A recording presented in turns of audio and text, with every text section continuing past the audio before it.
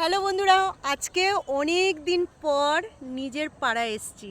তো অনেক দিন না, নয়, অনেক বছর পরে অনেক তুই বছর পর মাঠে এসেছি। আমাদের বাড়িতে তাও যাওয়া আসছিলি, কিন্তু মাঠে আসা হয়নি। মাঠে এবার আসা হয় না, অনেক দিন পর এসেছি। আর দেখো আমাদের এই মাঠটা, যে চারিদিকে মাঠ, আর সব থেকে বড় কথা ওই দিকে যে পাড়া দেখা যাচ্ছে একটা, দেখো ও পাশে একটা পাড়া দেখা যাচ্ছে। আমার ওই পাড়ায় কিন্তু বাড়ি ছিল, ঠিক আছে?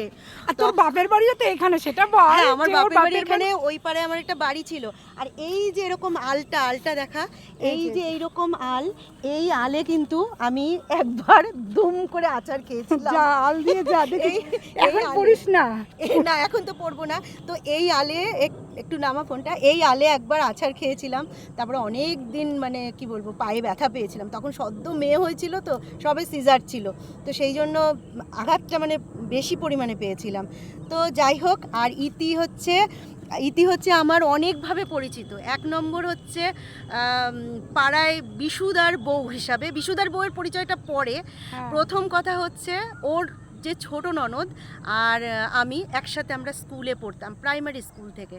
আর তারপরে হচ্ছে মেয়ের সুবাদে, ওর মেয়ে আর আমার মেয়ে একই স্কুলে ছোটোবেলায় পড়তো, সেই সুবাদে কিন্তু ইতির সাথে আমার সম্পর্কটা আর একটু ঘনিষ্ঠ হয়। তখন আমাদের খুব বন্ধুত্ব ছিল ছোটবেলায়, সত্যি খুব বন্ধুত্ব। আমাদের কিন্তু ফেসবুক সুবাদে কিচ্ছু নয়, ঠিক আছে? অনেকেই ভাবে ফেসবুকে আমাদের বন্ধুত্ব, অনেকে ওইটাই ভাবে। আর ওই যে আরেক টিম আসবে মিঠু, ওই যে মিঠুর সাথে আমাকে অচিন্তদা তো সারাদিন লেখে, তো মিঠুও কিন্তু সেম। মিঠু সব আমাদের যে কজন আছে সব হচ্ছে ছোটবেলার, মানে ছেলে মেয়ের ছোটবেলার বন্ধুত্ব।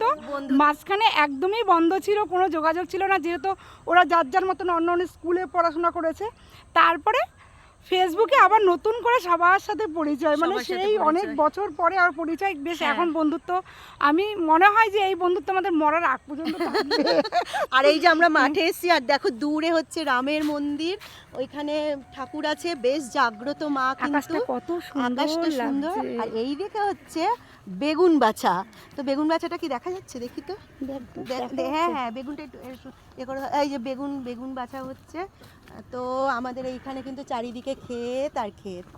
তো এই যে একদম বেগুন তেল তেল তেল তেল। হ্যাঁ, এখন তো এই বেগুনগুলো কিন্তু পোড়া খেতে ভালো হবে। আর চারিদিকে হচ্ছে কপি, ফুলকপি। তো এই দেখো, দাঁড়া, ফুলকপিটা একটু দেখাই। ছিড়বো না, কেউ আর কিছু বলবে না তো? না না, ছিড়বি না, ছিড়ছি না। এই দেখো কি সুন্দর সুন্দর ফুলকপি। তো কেমন লাগলো আমাদের এই গ্রাম, আমাদের এই পরিবেশ? তো আমাদের বলছি, কারণ বাপের বাড়ি পাড়ায় আসলে নিজের নিজের ফিল হয়। তো যাই হোক, অবশ্যই জানিও কমেন্টস করে। চলো টাটা। মন্দিরটা দেখা গেছে? হ্যাঁ, চলো টাটা।